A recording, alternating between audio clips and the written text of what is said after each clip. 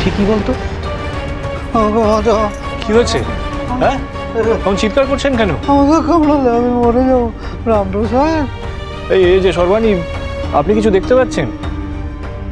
এই এই তোমরা কি চোখের ছুলি পরে আছো নাকি? হ্যাঁ, জল জ্যান্ত পথরা আমার কামড়ালে মরে যাবো।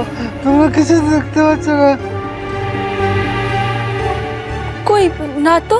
সাপ আছে, তোমরা ভালো করে দেখো, ভালো করে দেখো। আমি আমি অন্যায় করেছিলাম রামপ্রসাদ, তাই এই সাপ আমাকে চোখল মারতে এসছে। ওই ওই মা দুর্গার পদ্মফুলের মধ্যে এই সাপ ঢুকিয়ে আমি তোমাকে মারতে চেয়েছিলাম।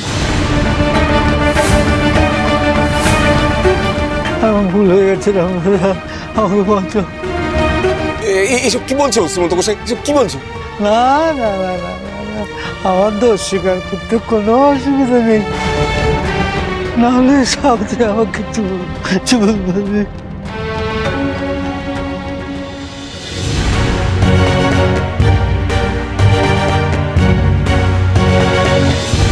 পদ্মের মধ্যে আমি সাপ দেখেছিলাম।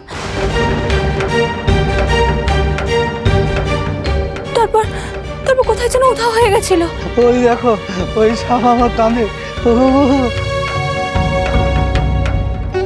আপনার কাঁধে কিছু নেই শ্রীমন্ত মশাই।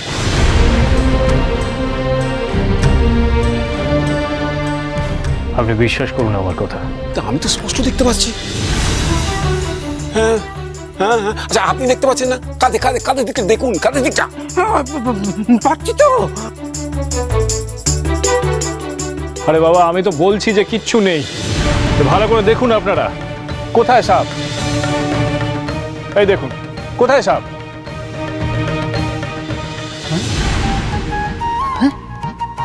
কিছু নেই। এই এক্ষুনি তো ছিল, চলে গেল। আমি বেঁচে গেলাম, আমি বেঁচে গেলাম।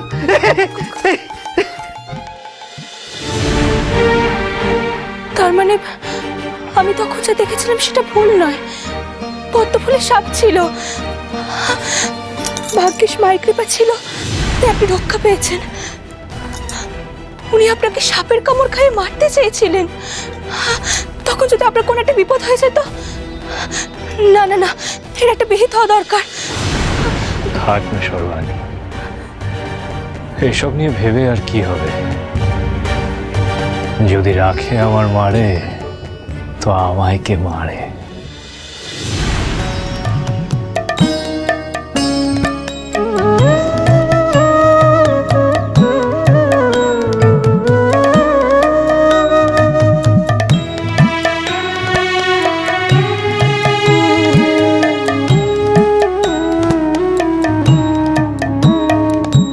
দিবানিশি ভাবরে মন অন্তরে করাল বদনা। দিবানিশি ভাবরে মন অন্তরে করাল বদনা। নীল কাদম্বিনী রূপ মায়ের এলোকে সিদিক বসনা। দিবানিশি ভাবরে মন অন্তরে করাল বদনা।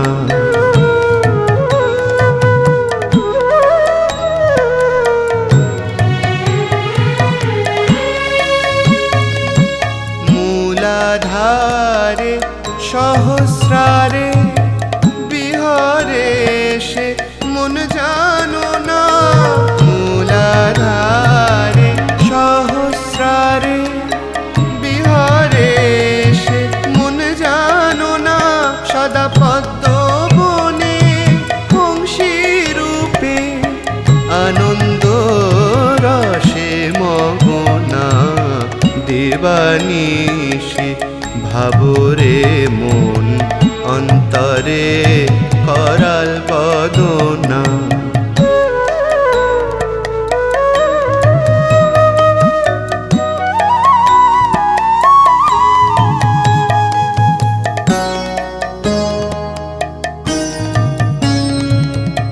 আনন্দে আনন্দময়ী হৃদয়ে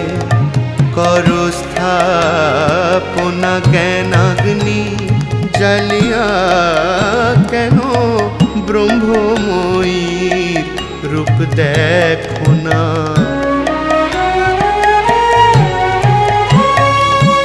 প্রসাদ বলে ভক্তের আশা পুরাইবে অধিক বাসনা। প্রসাদ বলে ভক্তের আশা পুরাইবে অধিক বাসনা। সাকারে সাজুজ হবে নির্বাণে কি গুণ বলো না।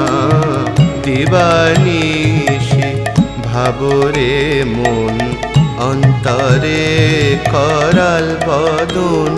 নীল কাদম্বিনী রূপ মায়ের এলোকে সিদিক বসনা। দিবানিশি ভাবরে মন অন্তরে করাল বদনা। দিবানিশি ভাবরে মন অন্তরে করাল বদনা।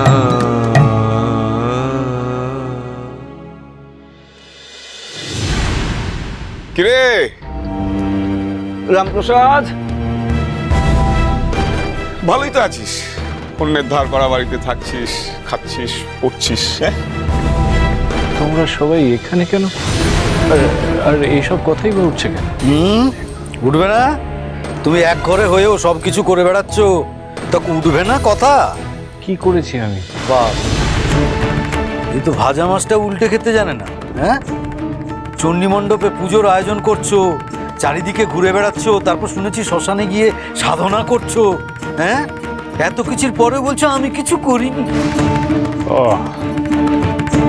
তা শ্রীমন্ত মশাই, আমি তো অস্বীকার করছি না। মায়ের পূজার কথা বলছেন, তাই তো? দেখুন, সে দায়ভার তো আমাকে স্বয়ং রাজামশাই এবং রানীমা দিয়ে গেছেন। আর তাছাড়া তর্কালঙ্কার মশাই আমাকে বলেছেন সাহায্য করতে। তো মায়ের পুজোর আয়োজন তো আমাকে করতেই হবে, সে আপনারা চান বা নাই চান। আর রইল বাকি আমার সাধনার কথা। শ্রীমন্ত মশাই, আমার মা সর্বত্র বিরাজ করে, তাই আমার সাধনার কোনো নির্দিষ্ট স্থান তো নেই। আমি গ্রামের যেখানে সেখানে সাধনা করি, গ্রামের যেখানে সেখানে আমাকে যেতে হয়। আমার তো মনে পড়ে না যে আমি কোনোভাবে আপনাদেরকে বিব্রত করেছি। এই হচ্ছে সব থেকে বড় সমস্যা। বড্ড মুখে মুখে কথা বলিস রামপ্রসাদ, তুই জানিস তো। হ্যাঁ, যে কারণে আজকে তোর এই দশা হয়েছে। অট্টালিকার মতন বাড়ি ছেড়ে আজকে তোকে জীবন কাটাতে হচ্ছে একটা ভাঙা চোরা কুড়ে ঘরে। কিন্তু সমস্যা হলো এরপরও তুই শিখিস নি কিছু, কোনো শিক্ষা নিস নি। জন্মসূত্রে আমি অট্টালিকাতে জন্মগ্রহণ করেছিলাম আজু গোসাই, সে অট্টালিকা আমি ত্যাগ করেছি। তবে তা নিয়ে আমার কোনো আক্ষেপ নেই। আক্ষেপ আমার একটাই, যে এই বয়সে আমার মা বাবা, ভালো মা, ওদের পাশে থাকতে পারছি না। তবে আমার মা আছে না, মা কালী, আমার স্থির বিশ্বাস যে মা সবাইকে দেখে রাখবেন। তো কিছুতেই দমিয়ে রাখা যাচ্ছে না, তার চেয়ে এবং যেটা বলতে এসেছি সেটা বলে ফেলো।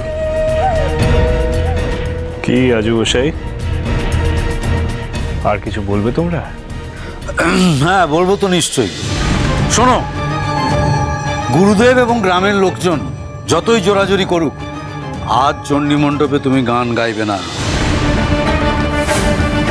সে কি, কেন? আবার এর মধ্যে কেন কোত্থেকে আসছে? তোকে তো এক ঘরে করে রাখা হয়েছে, এরপরেও তুই সবার কথা উল্লঙ্ঘন করবি? হ্যাঁ, এই দেখো, চণ্ডী মণ্ডপে তো আমি গান গাইতে চাইনি আজু গোসাই।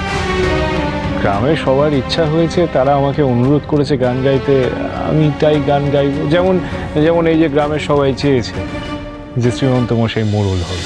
কি হয়েছে এতে আর আমার কিছু বলার নেই। কি কি বললে তুমি? অনুরোধের আসরে গান গাওয়া আর এই গ্রামের মোড়ল হওয়া তোমার কাছে এক জিনিস? হ্যাঁ, যত বড় মুখ নয় তত বড় কথা। আমাকে আমাকে এত বড় অপমান করলে তুমি? আমি অপমান কেন করব? আমি তো একটা উদাহরণ দিচ্ছিলাম আপনাকে। আবার এর মধ্যে কথা বাড়াচ্ছিস কেন তুই? আমি কথা বাড়াচ্ছি না আজু গোসাই, আমার বলার বা করার ক্ষমতা তো খুবই সীমিত, এ তো তুমি জানোই। আমি শুধু এটাই বলছিলাম যে গ্রামের মানুষ যদি চায় যে আমি গান গাইবো তো গাইবো, আর যদি না চায় আমি গাইবো না তো গাইবো না। আমরা যখন বলছি তুমি গান গাইবে না তো গাইবে না, আর আমাদের কথার উপর নিশ্চয়ই কেউ কথা বলবে না।